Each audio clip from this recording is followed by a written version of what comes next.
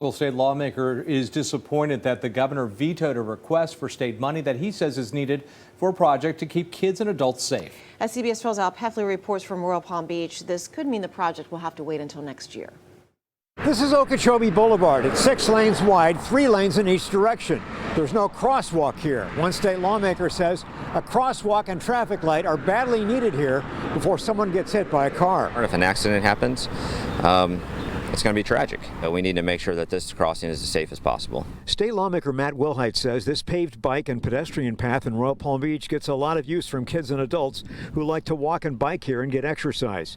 The problem is the pedestrian path intersects with Okeechobee Boulevard, and there's no safe way to get across this busy 6-lane road. Right now, the real safety issue is that people will jaywalk and not do it in the proper way because there's not a signal there. He wants a marked crosswalk with a traffic light activated by walkers who would push a button to safely cross Okeechobee so that cars would have to stop and let them cross. You can't cross because it's not safe.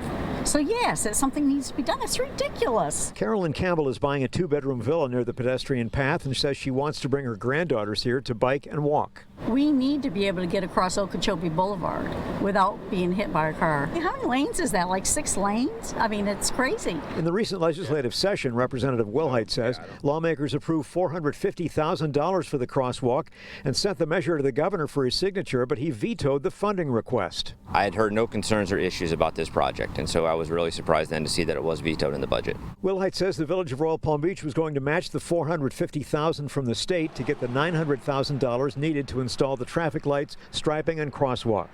Wilhite says the western communities in Palm Beach County are growing, and as they grow, we need to make sure the infrastructure, such as roads and crosswalks, are there to support that growth. Well, this area is one of the fastest growing areas, this and West Boynton, and so we need to make sure that we keep up with it, and infrastructure is one of those needs. I don't see why this was a project that they decided to veto. Wilhite says the governor needs to visit this spot and see why the crosswalk is needed so badly. We've reached out to the governor's office and we're waiting for a response. Representative Wilhite says they may have to wait now until next year during the next legislative session to try to request the money for this again.